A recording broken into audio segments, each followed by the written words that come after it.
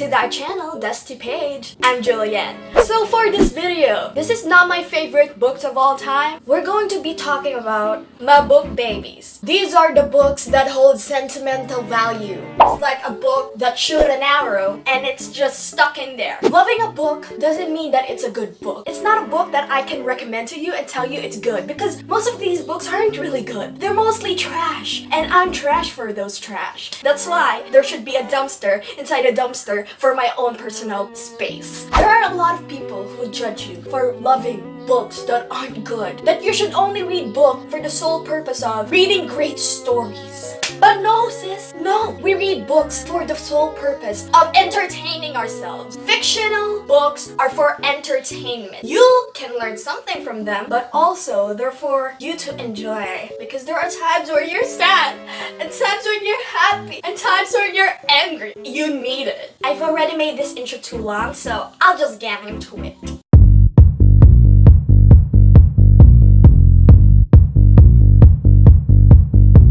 Bad guy, make your mama sad type. I forgot the other lyrics. So the first book that I'm going to show you guys is something that I've already said, but I don't really put much emphasis on it, and there's a reason why I don't put emphasis on it, because I'll get judged. So the first book that ever held sentimental value to my small heart. Well, actually it's a big heart. I love too much, and for that I hurt too much. Hello, darkness, my old friend.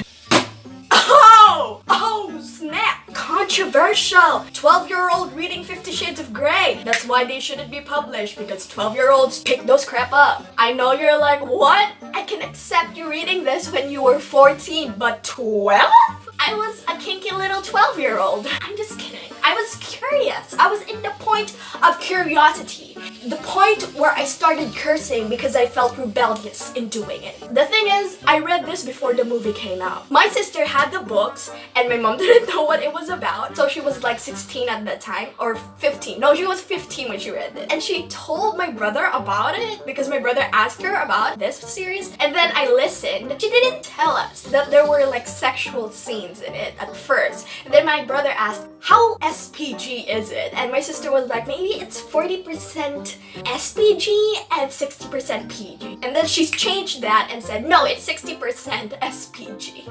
Other way around. I got curious. I don't know. I was like, SPG? Is that like cursing? Because I also cursed. I'm not a child anymore. I can read this. But my sister wouldn't let me borrow this, and also she gave away the first 2 books in this series. So what I did was I downloaded Wattpad because I didn't know ebooks existed at 12. I didn't know that Wattpad doesn't actually like publish real books. Some of the accounts publish the real book. Wattpad deleted them afterwards, but I got to read them. So I read them in Wattpad. I told my sister when I finished the first book, so she can't do anything about it anymore. She was like, yeah, sure, okay. Okay. She's the type of person that doesn't really care much about other people. She's just like that. Not in a bad way. So this is the first book that I freaking read, and let me tell you, I didn't even understand some of the words she used in those sex scenes. But I got addicted to it, and the movie was coming out, so I was like more intrigued. I didn't really care about the sex scenes. I wasn't really in with the book because of the sex scenes. I just really wanted to know what happened in the story. I know it's a problematic story. I do not recommend people to read this and base their relationship in this sort of relationship, because like the guy has mommy issues and he thinks of his mom when he does things to the girls. It holds sentimental value even though I don't really like the story now. It's the first story I ever read. I was obsessed with this. Obsessed. I had a notebook drawing like doodles of 50 Shades of Grey. What kind of 12-year-old does that? This kind of 12-year-old. If I get judged in the comments, I swear, you kinky little 12-year-olds there, I know what you do to Wattpad. I know why Wattpad exists in your phone. So don't you even. Next series that held so great value to me. Harry Potter series by J.K. Rowling. I read this late into my life. I was into this 12 and 13 years old. I wasn't a book reader when I was young. I didn't even wanted to watch the movies when I was younger. My mom bought this series in 2007 when the 7th book just came out. She actually read this when she was pregnant with me, and I was the one who didn't even like Harry Potter. I liked it afterwards, so I finally got into reading. We were in Warner Brothers channel. Then I saw the first movie on our TV, and I was like, I'm sort of a reader now, so like maybe I should try it out. And I did, and look where it took me. Having to read giant books at the age of 12 and 13 was just a fulfilling thing for me. So I got addicted to it. I love this to the end of my days. Next book! Oh, I almost broke it. The Twilight Saga by Stephanie Meyer.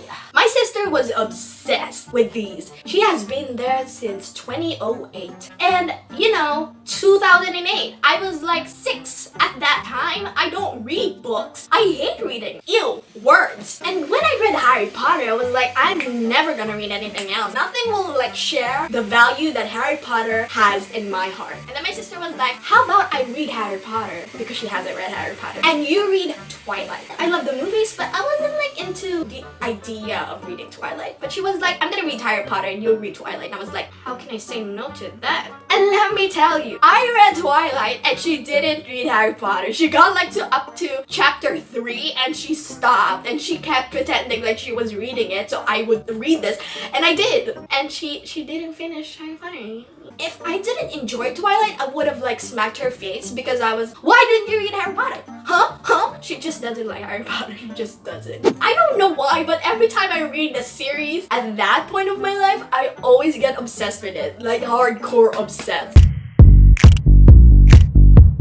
Next ones that hold sentimental value to me. The Lunar Chronicles by Marissa Meyer, my lovey-dovey. This series is just so freaking important to me. It's a really great series. If you haven't read the Lunar Chronicles, I don't even know what to say to you because like, why haven't you yet? Why? What's stopping you? What? This is the first series that I ever bought. Like, this is the first series where I actually saved up money to get it, and I bought it on my 14th birthday. It was the love of my life. The light in the tunnel. I finally got into a series that is just mine. My sister has read all of the Twilight series, Harry Potter, my mom has read this, and my grandma, so like, they all have their thing, and I just got into the thing with them. But this one, it's just my own personal cloud of rainbow.